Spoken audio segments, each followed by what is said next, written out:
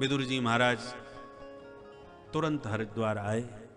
मैत्रेय मुनि से उनकी भेंट हुई और यहीं से विदुर मैत्रेय संवाद हुआ। मैत्रेय जी ने विदुर जी को सृष्टि के रहस्यों के बारे में बहुत विस्तार से समझाया कि जब ब्रह्मा जी के नाभि कमल से भगवान के नाभि कमल से ब्रह्मा जी का जन्म हुआ, तब ब्रह्मा जी ने सबसे पहले सृष्टि के विस्तार के संकल्प से 4 ऋषियों को प्रकट किया। सनक, सनंदन, सनातन, सनत कुमार। चारों से कहा तुम भी सृष्टि करो भैया। प्रत्येक पिता चाहता है कि बेटा मेरा हाथ बटाए, पर चारों ने मना कर दिया। पिताजी क्षमा कीजिए, हम सृष्टि के प्रपंच में बिल्कुल पढ़ना नहीं चाहते, हम तो भजन करेंगे। ब्रह्मा जी को बड़ा क्रोध आ गया कि 2 टूक मना कर दिया इन्होंने। तो उनका क्रोध ही उनकी भ्रकुटी से भगवान रुद्र के रूप में प्रकट हो गया। बोल शंकर भगवान की। बालक पैदा हुआ और बड़ी जोर से रोया और रो रो के एक ही बात पूछा, मुझे नाम दो, मुझे काम दो। ब्रह्मा जी बोले भाई तुम रोते बहुत हो, इसलिए नाम है तुम्हारा रुद्र। और काम? बोले काम तो इस समय हमें सृष्टि के विस्तार का दिख रहा है, तुम मेरा हाथ बटाओ, सृष्टि का विस्तार करके दिखाओ। बोले बिल्कुल दिखाते हैं। तो बोले बाबा ने भूत प्रेत डाकिनी पिशाचनी तमाम पैदा कर डाली। ब्रह्मा जी बोले बस बस बेटा, हो गई सृष्टि, तुम शांति से बैठो, ऐसी भयानक सृष्टि हमको नहीं करवानी। बोले बाबा भजन में मस्त हो गए। ब्रह्मा जी बेचारे फिर व्यस्त हो गए कि अब क्या करें। तो अब की बार ब्रह्मा जी ने संकल्प करके 10 ऋषियों को प्रकट किया। मरीचि, अत्रि, अंगिरा, पुलस्तु, पुलह, क्रतु, भृगु, वशिष्ठ, दक्ष और देवर्षि नारद। ये संकल्प से 10 ऋषि प्रकट हुए। वाणी से भगवती सरस्वती को प्रकट किया, छाया से कर्दम ऋषि को प्रकट किया। ये ब्रह्मा जी के संकल्प की सृष्टि है। परंतु संकल्प से सृष्टि ऐसे कब तक चल पाएगी? तब ब्रह्मा जी ने अब की बार वाम अंग से कन्या और दक्षिण अंग से पुरुष को जन्म दिया। उनका नाम हुआ मनु शतरूपा। ब्रह्मा जी बोले अब तुम दोनों मिलकर के मैथुन सृष्टि प्रारंभ करो। तो स्त्री पुरुष के संयोग से जो सृष्टि का शुभारंभ हुआ वो मनु शतरूपा से हुआ। तो हम सब मनु की संतान होने के नाते मानव कहलाते हैं, मनुष्य कहलाते हैं, मनुज कहलाते हैं। मनु शतरूपा के 5 संतान भाई, 3 बेटी 2 बेटा। बेटा है प्रियव्रत उत्तानपाद और बेटी हुई आकुति, देवभूति और प्रसूति। एक दिन मनु महाराज ने ब्रह्मा जी से निवेदन किया, महाराज एक बहुत बड़ी समस्या आ गई। क्या हुआ? बोले एक बड़ा भयंकर दैत्य हिरण्याक्ष धरती को ही उठा के ले गया। अब बिना धरती के सृष्टि कैसे टिकेगी? तब ब्रह्मा जी ने ध्यान किया, हे प्रभु ये विघ्न कहां से आ गया, आप ही से दूर करो। प्रभु से प्रार्थना करते ही उनको ब्रह्मा जी को बड़ी जोर की छींक आ गई और जैसे ही वो छींके तो उनकी नासिका रंध्र से ही भगवान विचित्र वराह रूप धारण करके प्रकट हो गए। बोलो वराह भगवान की जय। ब्रह्मादिक देवों ने दिव्य स्तुति वराह भगवान की करी। वराह भगवान ने गर्जना करते हुए जल में प्रविष्ट होकर के हिरण्याक्ष का वध किया और पृथ्वी का उद्धार हुआ। मैत्रेय जी से प्रश्न किया विदुर जी ने कि भगवान जब सृष्टि का शुभारंभ ही हो रहा था तो ये हिरण्याक्ष कहां से आ गया जो धरती को उठा के ले गया? मैत्रेय जी कहते हैं विदुर जी, जो कश्यप ऋषि हैं उनकी अनेक पत्नियां हैं, दिति, अदिति आदि। एक दिन सूर्यास्त के समय कश्यप ऋषि संध्या वंदन कर रहे थे। द्विजातियों का कर्म है कि सुबह शाम और मध्याह्न त्रिकाल संध्या करना चाहिए।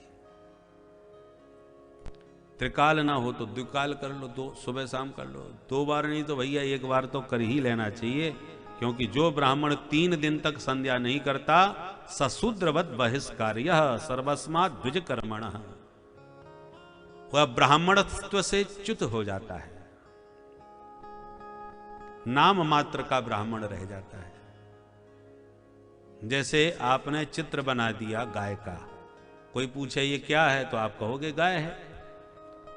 परंतु गाय देखने में तो है, पर गोत्व धर्म तो नहीं है। ना वो घास चर सकती है, ना दूध दे सकती है, पर फिर भी लोग गाय तो कहते ही हैं। चित्र को भी गाय कहते हैं, मूर्ति बनी गाय को भी गाय कहा जाता है। उसी प्रकार ब्राह्मण कुल में पैदा हुआ है तो ब्राह्मण तो कहा ही जाएगा, क्योंकि जन्मना ब्राह्मणो गेयः संस्कारात् द्विज उच्यते, विद्याभिर्च भवेद विप्रः त्रिभिर श्रोत्रिय मुच्यते। ब्राह्मण कुल में जन्म लेने वाले को ब्राह्मण तो कहना ही पड़ेगा, पर ब्राह्मण यदि यज्ञोपवीत से संपन्न होकर के संध्या बंदन नहीं करता तो केवल चित्र की गाय की तरह, मूर्ति की गाय की तरह नाम मात्र का ब्राह्मण रहता है, उसमें ब्रह्माग्नि नहीं रहती। और जिस ब्राह्मण में ब्राह्मणत्व न हो फिर वह दान आदि लेता है तो उसकी बुद्धि नष्ट होती है। दान आदि ब्राह्मण को दिया जाता है और दान देने वाला अपने पापों को देता है। महाराज आजकल बच्चे बहुत बीमार रहते हैं, घर में बड़ी अशांति है, आप कुछ कृपा करो, आशीर्वाद दो, ले महाराज। आज जो भी उसने सीधा दिया या वस्त्र दिया या द्रव्य दिया, काय के लिए दिया? कि हमारे घर के पाप आप लो और सुख शांति हमको दो। आदान प्रदान होता है। अब आपने दान दक्षिणा तो खूब ले ली, पर न संध्या बंदन किया, न भजन किया, न गायत्री का जाप किया, तो परिणाम क्या होगा? वो पाप आपके सिर पर सवार होकर के आपकी मति को प्रदूषित करेगा। दान मानु को टुकड़ा या कि 9 अंगुल दांत, भजन करे तो पचेगो, नहीं फाड़ेगो आंत। आंत फाड़ के निकलता है दान का टुकड़ा। इसलिए भंडारे का भोजन करते समय सावधान रहे। भंडारा जिसने कराया है उसने किसी मनोरथ की सिद्धि के लिए कराया है, तो आपने भोजन किया है तो भजन भी कीजिए, क्योंकि भजन से ही भोजन का दोष दूर होगा। साधु भजन करते हैं तो भंडारे भी पाते हैं। अब साधुओं के भंडारे आप पाओ और भजन के नाम पर एक माला फेरने की फुर्सत नहीं। महाराज क्या करें? मरने की फुर्सत नहीं है, माला कौन जपे? यदि मरने की फुर्सत नहीं है, भजन की फुर्सत नहीं है, तो फिर भोजन से भी बचिए। और यदि पाना है, क्या करें, परिस्थिति ऐसी है, पाना ही पड़ता है। तो यदि पाना पड़े तो या तो जितना भोजन किया है उससे दुगना दान दे के जाओ, अथवा भजन करके पचाओ। भजन और भोजन की एक ही राशि है, अंतर है तो केवल एक मात्रा का। भजन कोई मात्रा नहीं, ओ की मात्रा लग गई तो भोजन हो गया। सिर्फ एक मात्रा का अंतर है। भजन में मात्रा नहीं है पर भोजन में मात्रा है। क्यों? बोले भोजन एक मात्रा में ही करना चाहिए, एक ही मात्रा है, इसलिए भोजन की तो एक मात्रा है। मात्रा से अधिक भोजन करोगे बीमार पड़ोगे। पर भजन में कोई मात्रा नहीं है, क्योंकि भजन कितना भी करो ये नुकसान करने वाला नहीं है, चाहे जितना भजन करो। भजन कभी हानिकारक नहीं हो सकता। अधिकस्य अधिकम फलम, जितना अधिक भजन करोगे उतना ही मंगल होगा। पर भोजन कहीं अधिक कर दिया तो गड़बड़ हो जाएगा, इसलिए उसमें मात्रा लगी हुई है। तो भोजन को पचाने के लिए भजन आवश्यक है। भोजन से तन स्वस्थ होता है। वपुराख्याति भोजनम, देशमाख्याति भाषणम।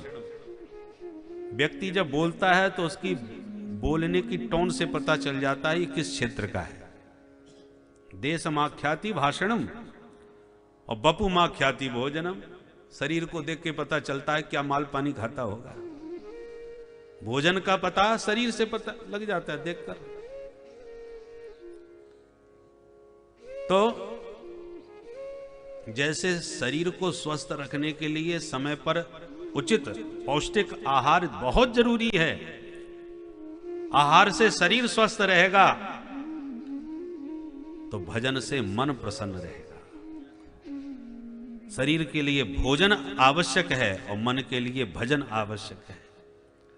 भोजन 4 दिन ना करो तो चक्कर आने लग जाएंगे, चक्कर खा के गिरने लगोगे, डगमगाने लगेंगे कदम भूख के मारे।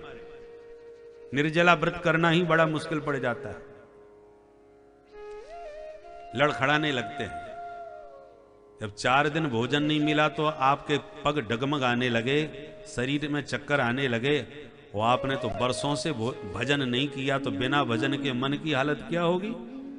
आज हम लोगों का मन हमेशा अशांत है, तो क्यों है? क्योंकि मन की खुराक नहीं मिल रही। मन उन्हीं का प्रसन्न होगा जो भजन करते हैं। भजन में मन नहीं लगता। जैसे कभी कभी बीमारी लग जाए ना, तो फिर भोजन अच्छा नहीं लगता, पानी भी कड़वा लगता है, और फिर भी लोग कहते हैं भाई थोड़ा बहुत खाओ, नहीं तो कमजोरी आ जाएगी, परेशान हो जाओगे। जिंदा रहने के लिए खाना जरूरी है, कमजोरी ना आने पावे इसके लिए भोजन अनिवार्य है। तो उसी प्रकार अनिच्छा होने पर भी हमें भोजन करना पड़ता है शरीर को स्वस्थ रखने के लिए। उसी प्रकार भजन करके मन को प्रसन्न करने के लिए इच्छा न भी हो तो भी भजन करो। बोले जब भजन में मन नहीं लगता तो करने से फायदा क्या? बोले भाई बच्चे बीमार होते हैं और दवा के नाम से भागते हैं, फिर भी मां मुंह पकड़ के चम्मच में घोल करके जबरदस्ती मुंह में दवा डाल देती है, तो जबरदस्ती पिलाने पर बच्चा स्वस्थ तो हो ही जाता है। ऐसे भगवान का जो नाम है ये भवौषधि है। आपको भयंकर जो भव रोग लगा है, इसकी एकमात्र औषधि राम नामामृत है, राम रसायन है। इस राम रसायन का पान करते रहोगे, धीरे धीरे भवरोग शांत हो जाएगा, और जब भवरोग शांत होगा तब आपको स्वाद भजन में आएगा।